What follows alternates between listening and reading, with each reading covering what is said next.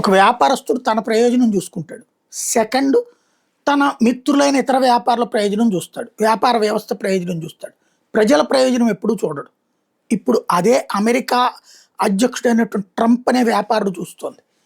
అతను అమెరికా దేశ పాలకుడుగా వ్యవహరించట్లేదు. అమెరికా దేశంలోని వ్యాపారస్తుల్లో వ్యవహరిస్తున్నాడు.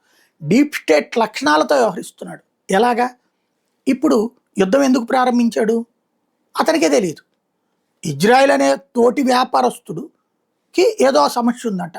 ఆ వ్యాపారస్తుడితో పాటు వీడు కూడా కలిసి వెళ్ళాడు. ఇజ్రాయెల్ వ్యాపారం ఏంటి?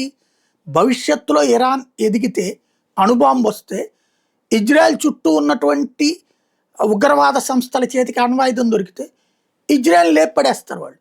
వాళ్ళకి అసలు ఏమాత్రం సిగ్గు, శరము, నీతి, నియమం, మానవత్వం లాంటి లేని నీచులు వాళ్ళు. వాళ్ళందరూ కలిసి అణుబాంబును తీసుకుని ఇజ్రాయెల్ నాశనం చేస్తారు.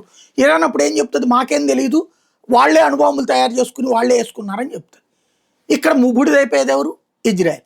కాబట్టి అసలు అణ్వాయుధమే లేకుండా చెయ్యాలి అంటే ఇరాన్ కోలుకోకుండా చేయాలి. అందుకని ఇరాన్లో ఏ పాలకుడు వచ్చినా లేపేయడం ఒక పనిగా పెట్టుకుంది.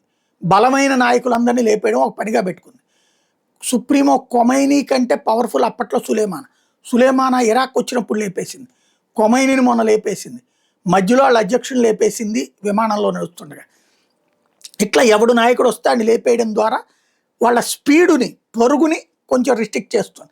అమెరికా చేత ఆంక్షలు పెట్టించడం ద్వారా ఆయిల్ అమ్ముకోవడానికి రిస్ట్రిక్షన్స్ పెట్టించి వ్యాపార పరంగా చేతిలో డబ్బులు లేకుండా దాన్ని ఇబ్బంది పెడతా వచ్చింది ఇన్నాళ్ళు. ఇప్పుడు ఇక వాళ్ళ దగ్గర పెద్ద ఎత్తున మిస్సైళ్ళు, డ్రోన్లు, అలాగే యురేనియం ఉంది అని ఇరాన్ ఓపెన్గా వీడియోలు చేసి చెప్పుకుంది. కాబట్టి దాన్ని దెబ్బ కొట్టకపోతే భవిష్యత్తులో ప్రమాదం కాబట్టి వెళ్ళి కొమైనీతో పాటు మొత్తం లేపేయడం ప్రారంభించింది. ఇలాంటి జరుగుతున్నప్పుడు అమెరికాకి ఏంటి లాభం? అమెరికా ఇప్పుడు ఏం లాభం చూస్తుంది? గల్ఫ్ దేశాలకి ఈ ఇరాన్ ఎట్లాగే బతకనిస్తుంది. ఇప్పుడు యుద్ధం విరమించే దిశగా అడుగులు వేస్తున్నాడు ట్రంప్. దాని ద్వారా రెండు ప్రయోజనాలు. ఇరాన్కి సంబంధించినటువంటి ఆ ఒత్తిడి అట్లాగే ఉండి గల్ఫ్ దేశాలు చచ్చినట్టు తన మాట వింటాయి. రెండవది వచ్చేటప్పటికి ఆదాయం పెరుగుతుంది అమెరికాకి. ఇప్పుడు అమెరికా ఆయిల్ అమ్ముకుంటుంది. నాటో వాళ్ళకి, యూరప్ దేశాలకి ఏం చెప్తోంది?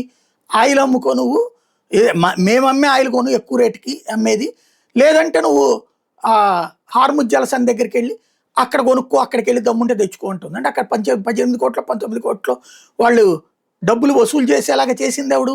ట్రంప్. అంతకుముందు స్వేచ్ఛగా ఉండేదాన్ని రిస్ట్రిక్ట్ చేసింది ట్రంప్, నాశనం చేసింది ట్రంప్. తద్వారా ఇప్పుడు ఆయిల్ని ఎక్కువ కమ్ముతాడు వాడు. ఇది ట్రంప్ వ్యాపార శైలి ఇక్కడ.